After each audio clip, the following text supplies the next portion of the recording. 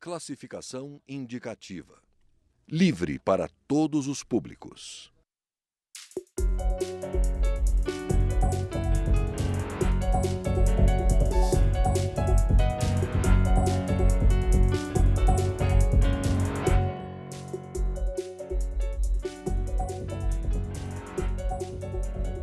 Olá! O governo quer lançar uma campanha de esclarecimento sobre uma possível reforma da Previdência. O texto ainda não chegou ao Congresso, mas já provoca discussões. A proposta prevê idade mínima de 65 anos para a aposentadoria de homens e mulheres. A nova regra valeria para os trabalhadores com menos de 50 anos. Sobre este assunto, eu converso com os deputados Enio Verri, do PT do Paraná, e Silvio Torres, do PSDB de São Paulo.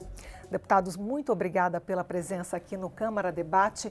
Eu gostaria de começar pela proposta que ainda não chegou. Existe alguma forma de a gente antecipar aqui no programa esses detalhes? Bom, deputado Silvio. Não, eu ia começar dizendo que esse é o meu 6º mandato. Meu primeiro mandato, em 1995, nós já começávamos a tratar de uma reforma da Previdência.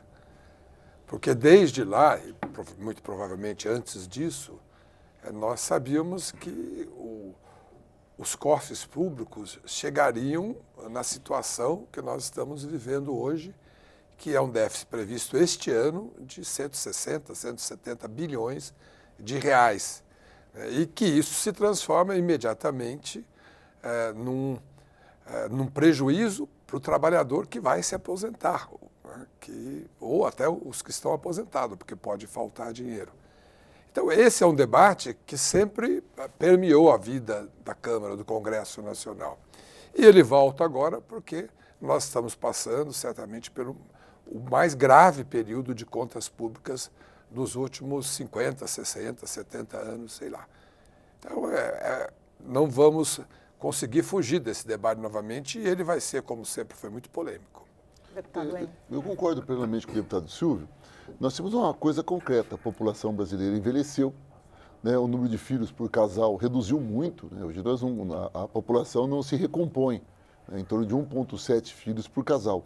Consequentemente, nós ainda não chegamos lá, mas a persistir e a velocidade que está, haverá um estouro na Previdência. Então, há uma coisa concreta. Nós temos um problema da Previdência que precisa ser resolvido logo, porque esse processo é dinâmico e daqui a 10 anos pode não dar tempo mais de resolver. Por isso, não há como se postergar o debate. O grande desafio é a quem nós vamos atingir com essa reforma da Previdência. Me parece que a essência entre tanto base do governo, oposição, esquerda, direita, como queiram chamar, na verdade, temos divergências entre quem será atingido. Por exemplo, eu tenho uma avaliação que os servidores da iniciativa privada, 80% recebem salário mínimo. Então, não é quem está na iniciativa privada hoje que ocasiona um grande problema para a Previdência, porque a maioria deles são aposentados com salário mínimo, poucos são aposentados com mais de um salário, eles contribuem um tempo mínimo de 35 anos, 30, depende disso, e os valores que eles recebem também por conta disso, pelo limite de lei, não são valores significativos. Por outro lado, nós temos no setor público algumas incongruências, né? Nós temos pessoas que se aposentam com pouca idade e com 100% do seu salário e salários superiores a que é pago na iniciativa privada. Então, nós temos um gargalo aí, né? Nós temos um problema, temos outro problema. Por exemplo, quem é da agricultura familiar não contribui, mas se aposenta. E é necessário, é justo que eles recebam. Então, nós temos aí um cenário de desafios, quer dizer, uma necessidade, precisamos reformar. Agora, quem vamos atingir? E, por fim, eu vou colocar um grande problema, a questão da idade mínima, até para colocar aqui, para abrir o debate.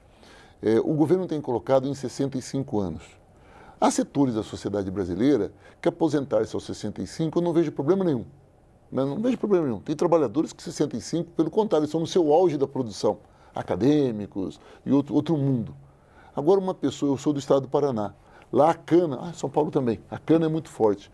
Como é que uma mulher ou um homem que começou a cortar cana aos 16 anos, portanto, com 30 anos o seu corpo já está cheio de problemas, portanto, aos 46 anos, vai se aposentar aos 65? Então, o desafio é como que você faz, com a isonomia que você constrói, para que a aposentadoria seja resolvida essa crise, mas também a gente não transforma as pessoas sem menor capacidade de trabalho e sem poder aposentar-se. Eu acho que esse é a grande dúvida, essa é a grande dúvida e o desafio que nós temos aqui no Parlamento.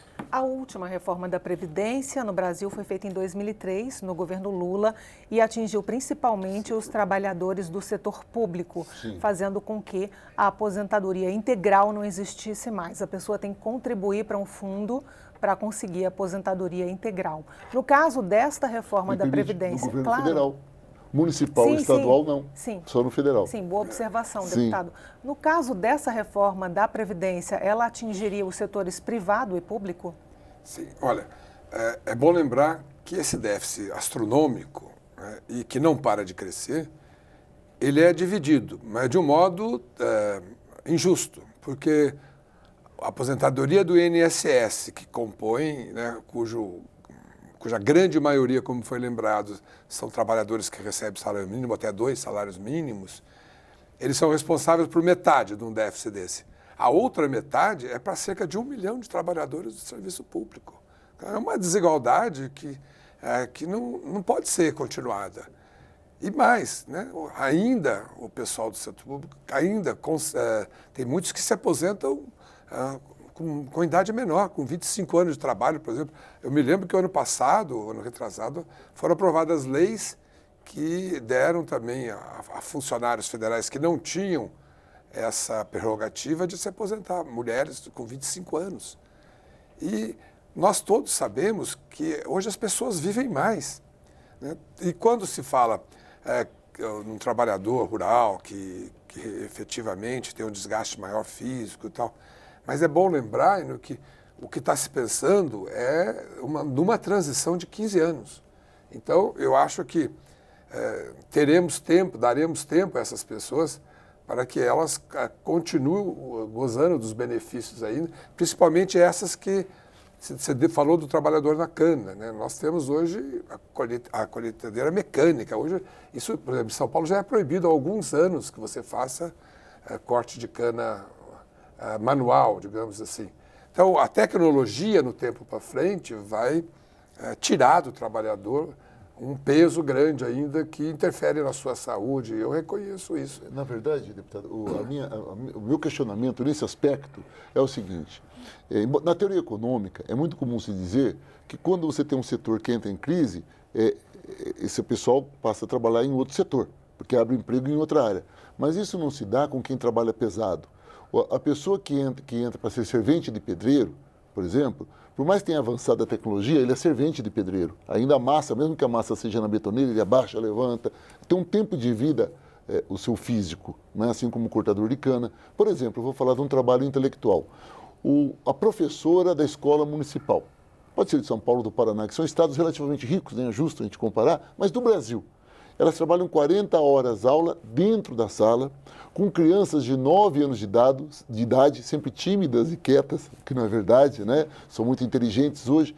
Então, o desgaste de um professor da escola básica não pode ser comparado com o desgaste de um professor universitário que dá aí 10, 12 horas aulas por semana e o resto do tempo dele dedica-se à pesquisa. Ou o juiz, ou então um policial, com todo o risco que ele corre, o policial aposenta seus 42, 43 anos. Então, nós temos que repensar como se faz essa transição e como torna isso justo. Ao mesmo tempo, além de atingir idade, eu acredito que alguns setores têm que ser tributados e que não são.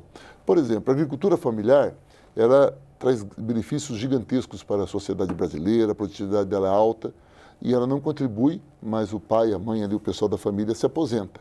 Por exemplo, tributar o agronegócio para que ele seja suficiente para garantir a agricultura familiar. Será um tributo insignificante, 0, alguma coisa por cento, e resolveria isso. Já o servidor público, defende o Estado, né, por ser um homem de esquerda, acho que o Estado tem que ser ampliado, não defende o Estado mínimo, mas eu concordo com o deputado Silvio. Nós não podemos jogar só nas costas do servidor público, mas que teremos que construir primeiro uma transição.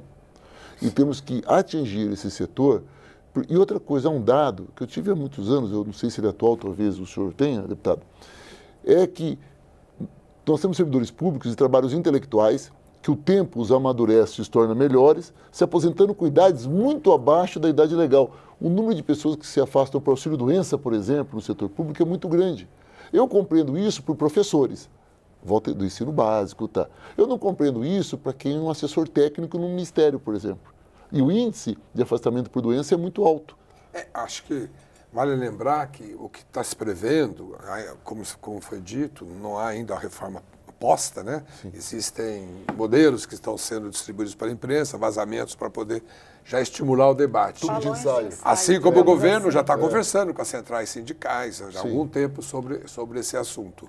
Mas vale lembrar que alguns outros pontos estão sendo previstos para serem mudados. Por exemplo, a questão de determinadas pessoas receberem cumulativamente pensão e aposentadoria.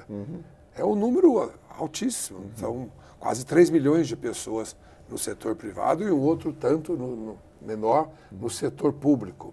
Também a questão de auxílio-doença, de auxílio-saúde, o governo está fazendo uma ampla mobilização, está chamando todos que estão afastados. Tem muita gente afastada há um tempão para revisar, porque gente que está gozando do benefício de afastamento e efetivamente continua trabalhando em outra coisa, tendo outra renda.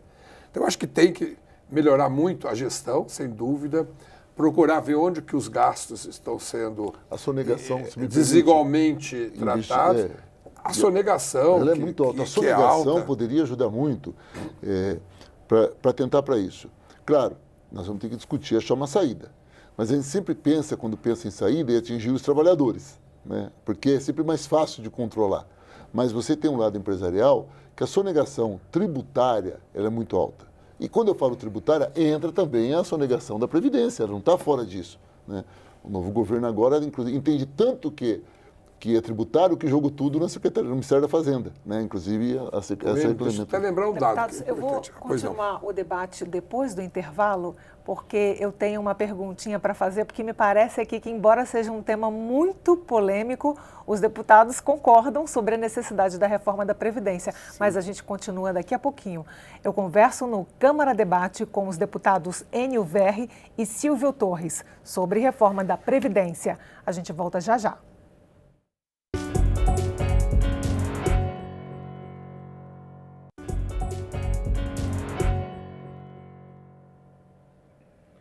Você está no Câmara Debate e eu converso com os deputados Enio Verri, do PT do Paraná, e Silvio Torres, do PSDB de São Paulo. O assunto é a possível reforma da Previdência. Então, embora seja um tema polêmico, como a gente havia discutido no primeiro bloco, há um consenso, pelo menos aqui no estúdio. Então, o deputado Enio falava sobre a questão da sonegação, que é um outro ponto importante, efetivamente. Há sonegação das empresas, mas também há quem, na iniciativa privada, as pessoas, de uma forma geral, também procuram, de alguma forma, levar vantagem, pessoas que se afastam, que são demitidas ou deixam de trabalhar e continuam recebendo, sem contribuir, enfim. Mas tem um dado que é importante trazer. O governo, muitas vezes, os governos fazem escolhas erradas de prioridades.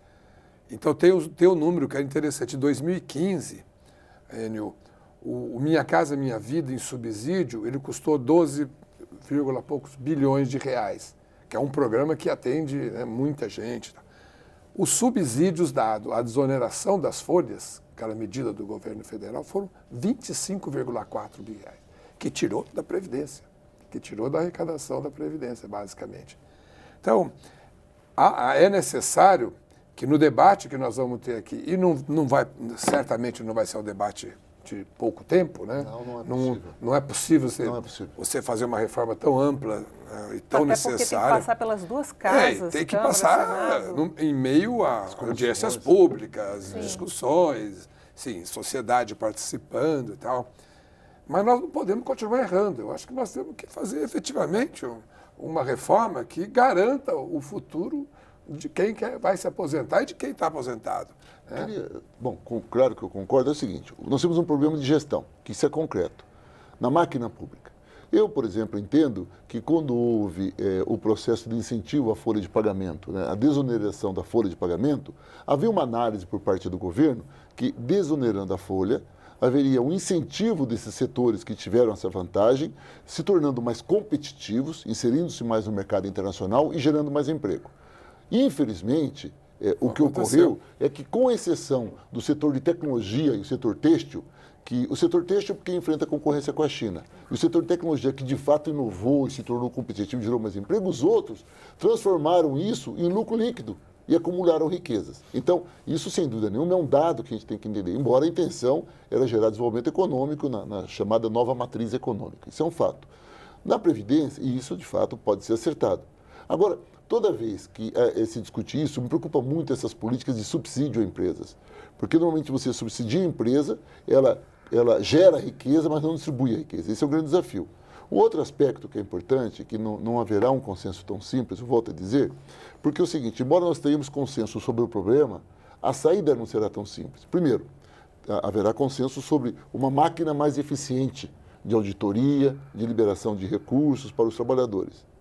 Mas, ao mesmo tempo, a máquina tem que ser muito mais eficiente na sonegação, que ela é alta. Embora a sonegação tenha diminuído com o passar dos anos, por conta da tecnologia, né, da inovação tecnológica, do controle que é feito hoje, ainda há um cálculo, se a sonegada não tem informação oficial, mas em torno de 20%, 30% de sonegação.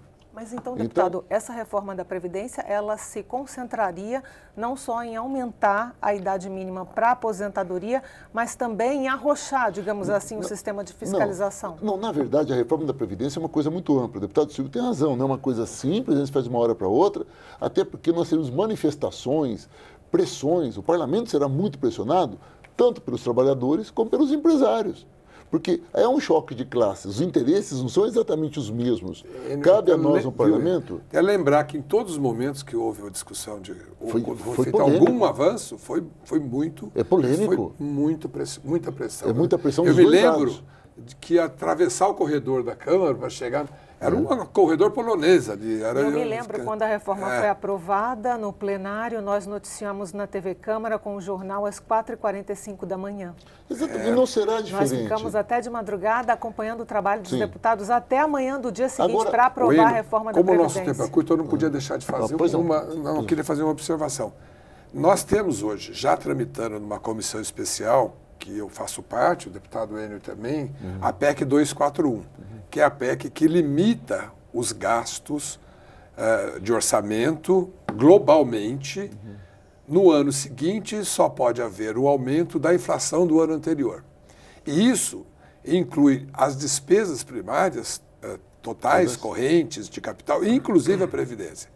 Então, a reforma da Previdência, se ela não vier, a PEC dos gastos vai estar inviabilizada, porque ela sozinha pode, entre aspas, comer todo o espaço que vai se ter para aumentar o orçamento. Então, pode acabar inviabilizando a operação, o financiamento de vários setores importantes. Então, a PEC 41, ela se completa com a reforma da Previdência. Aliás, o governo tem deixado isso claro. Agora, deputados... a PEC 241, bom, o conjunto, a PEC 241, a reforma da Previdência, isso, ela vem do Executivo com um formato. Ela não volta com o mesmo formato. Claro. Nós costumamos usar o termo, o meu primeiro mandato, longe da experiência do deputado Silvio, a gente costuma usar o termo seguinte: a gente vai melhorar aqui no parlamento essa proposta. O que eu compreendo, e até havia comentado anteriormente, é que do jeito que o ministro Padilha tem colocado a reforma da Previdência, tornando-se o porta-voz, para mim ele está fazendo o seguinte: ele está aumentando, para criar uma grande crise, uma grande preocupação, para que na casa a composição das forças elabore um projeto mais sensato, mais sensível às necessidades das pessoas e volte. Para que seja uma reforma da Previdência mais suave, mais palatável. Exato, porque, por exemplo, tem que ter uma transição. As pessoas que, por exemplo, com mais de 50 anos terão dificuldade, você não pode mudar isso radicalmente, e indiferente da linha ideológica, direita ou esquerda, há a questão da sensibilidade do ser humano, e isso não há como você mudar, e isso acabará ocorrendo. Ninguém vai propor uma reforma que vai matar as pessoas. Com insensibilidade. Exatamente. Agora, ninguém vai aprovar isso. Nesse prisma, não sei se é sensível ou insensível, mas houve uma declaração do ministro Eliseu Padilha de que direito adquirido era o direito adquirido na saída, não na entrada. O que ele quis dizer com isso? Olha, na minha opinião, o ministro Eliseu Padilha fala mais do que deve às vezes. Ele só perde para o ministro da Saúde, Ricardo Barros, que fala muito também e é muito famoso pelo que ele fala.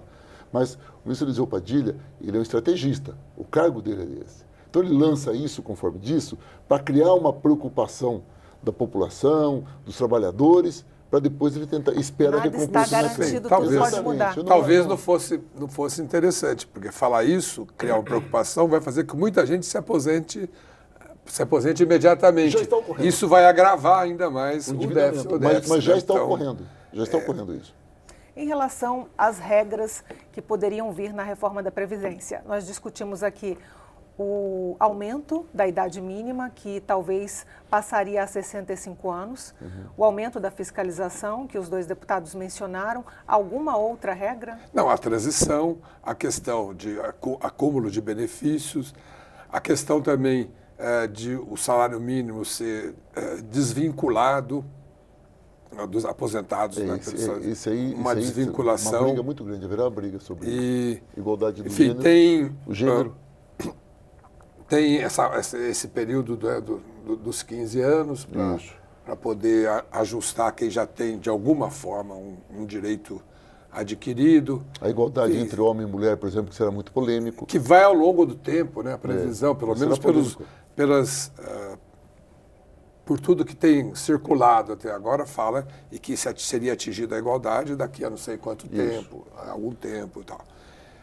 Eu acho que o importante é que o debate se dê no nível que nós estamos fazendo aqui, oposição e situação, né? Nós, de alguma forma, somos do governo também, mas que se dê também fora, num diálogo muito efetivo do governo com a sociedade. Eu acho que isso já começou, o governo tem conversado com as centrais, dizem que vão mandar até o final de setembro, agora já a reforma, ou se não, uma minuta dela. Provavelmente não vai acontecer, também parece que esse assunto esfriou um pouco. Mas é certo que essa vai ser a reforma que vai dominar o debate no Congresso Nacional o ano que vem, não tem nenhuma dúvida. Deputado Wênio, bem rapidamente para a gente encerrar. Olha, rapidamente, o governo terá que chamar centrais sindicais, terá que aprofundar a negociação com elas, e a nossa posição da oposição, e principalmente nós, do Partido dos Trabalhadores, que somos muito ligados aos movimentos sociais, será o seguinte: se houver acordo com as centrais sindicais, principalmente no nosso caso com a Central Única dos Trabalhadores, nós apoiaremos. Então a nossa base de debate será a capacidade do governo de conversar com os trabalhadores. Se ele conseguir avançar nesse diálogo, não terá muito problema, porque nós iremos votar de acordo com as centrais. Se ele tiver dificuldade com esse diálogo, acredito que terá dificuldade com a oposição nesse momento. Muito obrigada pela presença dos dois aqui no Câmara Debate. Eu conversei com os deputados Enio Verri, do PT do Paraná, e Silvio Torres, do PSDB de São Paulo. Obrigada a você que nos acompanha. Você pode conferir esta e outras edições do Câmara Debate na internet, no portal da Câmara ou no YouTube, no canal da Câmara dos Deputados. Até o próximo Câmara Debate. Tchau.